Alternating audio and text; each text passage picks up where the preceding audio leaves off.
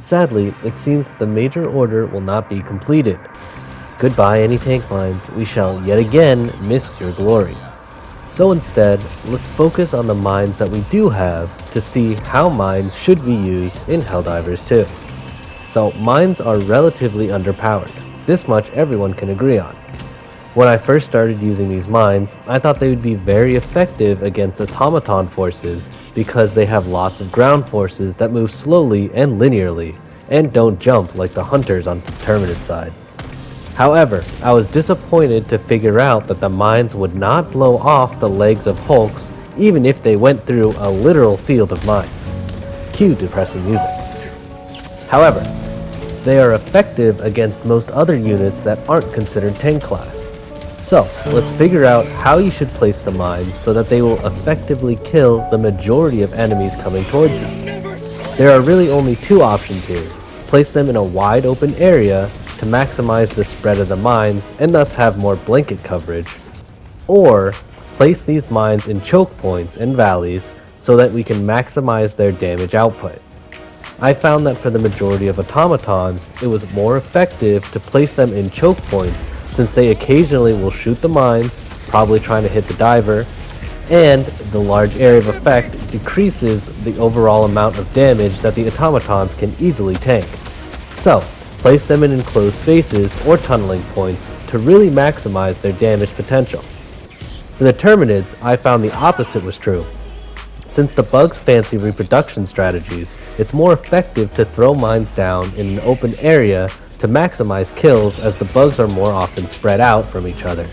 Throwing them near bug holes is also a very good way to destroy half of their forces instantaneously. Now, we know which method to use to deploy mines for maximum spread of democracy. Let's look at which mines excel on what targets. Now, through hours of testing, I found that the incendiary mines are very good against bugs, but less effective against automatons, while the anti-personnel mines had the opposite effect, being great against automatons and less so against terminids. So, if you can only stomach taking one of these mines, focus on the type specific for handling whichever opponent you decide on fighting. Now, let's talk about the do's and don'ts of mining. As these mines are more focused for defense, do use them on missions like protecting personnel, defense mission, flag raising missions, as these will be the most effective mission types to use the mines on. Don't throw them in the middle of the objective location, as you will kill yourself, allies, and enemies alike. It's fun, I know, but not very democratic. Do place these mines ahead of time. Since mines don't disappear over time, place it ahead of time at extraction, throughout the map, or around objectives, and bob and weave through them if you're getting hard chased for a quick and easy escape. Don't rely too heavily on the mines. It's sad to say, but mines really aren't made to be a primary stratagem to rely on. Those would be more like your 500 kilogram bomb, orbital lasers, and so forth. Mines are more utility focused. Think of like an EMP strike or a smoke, as they provide good utility but also has some lethality built in. Lastly, let me give you some hidden tips no one talks about. Mines explode. Yeah, I know what you're thinking, let me finish. You may know that the automatons will go towards loud noises, guns, grenades, stratagems. You see where I'm going with this? You stealth players just got another way to be more stealthy. Any mine will distract automatons and focus their attention and aggro in that direction, letting the diver reposition or re-engage however they seem fit. Okay, not impressed yet? Then, did you know mines can kill tanks? Well, technically not the mines themselves, but the pods they come in, and when they land on a tank, they will disperse further, creating an even larger blanket of mines. Their explosions will give away enemy position.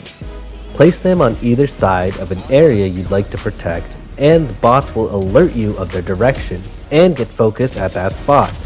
If they are light troops, it will most likely wipe their entire squad without you even needing to fire a single shot.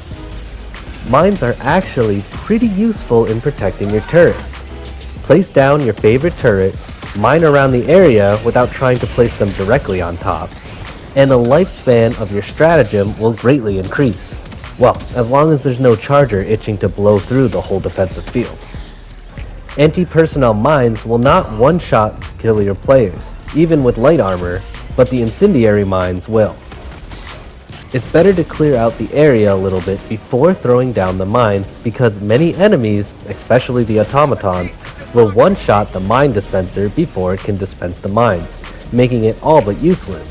But this will not necessarily happen every single time. And finally, let's do a test. The final tip, I'll show you a clip, and you can try to figure out what the final hidden interaction will be. Here, take a look at what's going on. Notice anything strange? The fire tornadoes. Interesting how it doesn't set off the mines, right? This means in very specific conditions, the mines, environmental hazards, and fire can stack for damage without interfering with each other, leading to extreme amounts of damage in a small amount of time. Well, I hope you guys learned something new, and if you did, don't forget to hit that subscribe button, and I'll catch you guys in the next video.